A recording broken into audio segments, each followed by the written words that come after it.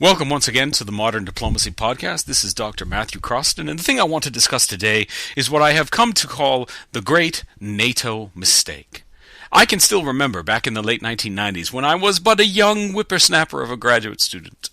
1997, 1998, 1999, when there were brief but serious conversations about the idea of extending an invitation, possibly extending an invitation to Russia to become a member of NATO. I was fascinated by this idea because I believed it would potentially diplomatically, in a peaceful sense, kill two birds with one stone. Not only would it sort of make Russia now beholden to the rules and regulations and orderly, proper behavior standards and structures of NATO, by doing so it should ostensibly alleviate the potential for conflict and tension, Cold War style, in Central and Eastern Europe. So before any invitation was given to any country in Central or Eastern Europe, which would by default be considered a provocation by the Russian Federation, let's be honest, it seemed incredibly logical, incredibly powerful, and innovative to extend that first real NATO invitation to Russia. But that invitation never came. That invitation got swept to the wayside because the powers that be within NATO simply couldn't understand such a radical maneuver of innovation in terms of its reason for being. After all, NATO's real, true reason for being was always the simple fact of blocking the projection of power and the maneuverability of the Soviet Union. Now, without the Soviet Union, it faced what I always used to call in class the World Bank problem, the World Bank conundrum. The World Bank, people often forget, originally came into being because it was meant to rebuild a devastated and destroyed Europe in the aftermath of World War II. This was an admirable goal, a fantastic goal indeed, and one that was actually achieved. By the mid-50s, the World Bank could laudably stand back and say, we have done well. Western Europe is rebuilt. The destruction of World War II is now over because of what we have done and how we have assisted in that transition. But then they were left with a great conundrum. What do we do now? Because it forgot, in formulating its great mission and its great overview, that the number one purpose of any institution and organization in the modern day is first and foremost self-preservation. And it gave itself originally a goal set that was achievable, but nothing coming up behind it. So the World Bank sought out, what do we do? What is our next goal? What is our next mission? And they thought of something that was absolutely brilliant, because the next mission goal of the World Bank would simply become development. The reason this is fantastic is because it is an eternal goal. It is a mission that can go on in perpetuity because there will never be an end to development. Somewhere in this world there will always be some country, some people, some region that still needs further development, still has opportunity to achieve. The World Bank showed the world back in the mid-50s how every international organization needs to behave. And NATO never learned that lesson, never paid attention to it. So when the Soviet Union dissolved, it suddenly throughout the 90s found itself wondering, who are we now? What do we do now?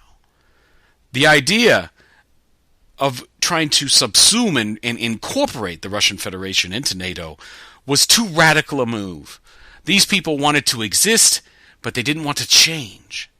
And so we have now spent nearly a generation taking every maneuver, every action, every piece of behavior from the Russian Federation that can be portrayed in an adversarial or negative light. We have maximized the effect of that adversarial behavior. Why? Because it creates the need for a NATO. And it creates a need for a NATO that demands no change whatsoever. All we need to do on the letterhead is simply remove the name Soviet and stick in the adjective Russian. And we just continue on doing what we're doing. What I've always wanted to do is wonder if the urban planning, contemporary urban planning in America has a very fascinating new theory of development, which I think NATO should have adopted back in the mid-1990s. Let's just take a hypothetical major city called Cityville. They've reinvigorated the downtown. Once an area of decrepit, loss of jobs, loss of people, loss of opportunity. No one would go down there. It was a dying, decaying center. They reinvigorate it. A rebirth that happens all over the United States now with these major investments into the inner cities, the major downtown areas of major cities. But what happens is, just outside of that center of Cityville will be the same poverty, crime, lack of development, lack of opportunity. Well, instead of doing little gradual, step-by-step concentric circles outward from the center of Cityville, someone came up with an idea in urban planning, which is, let's overshoot our mark. Let's go, say, this one really, really bad area outside of Cityville. Let's call it West Cityville. We'll go put a major development project in West Cityville. And what will happen is the prosperity and the development will feed back into the center from West Cityville. So all that area that we jumped over from Cityville Center to West Cityville will eventually be subsumed and incorporated into the development and the prosperity, so that we have entirely now an entire section of Cityville that is developed in mass. That is exactly what NATO should have done. It should have overshot Central and Eastern Europe, found a way, any way possible, to include in its membership the Russian Federation, and then watch over a generation how peace and prosperity and development and unified behavior, parameters of proper diplomatic and military behavior, would filter back towards Western Europe from Russia, through Eastern Europe, through Central Europe, and then we would have a completely unified European continent, instead of what we have now, which is a 2017 that every day goes by seems to make us forced to think more and more that we're in 1967, as if 50 years have passed, and yet 50 years have not changed at all. That is the great NATO mistake, to not realize that all they needed to do was look at contemporary American urban planning and apply it to themselves diplomatically. Deal with it, people. That's the way it is.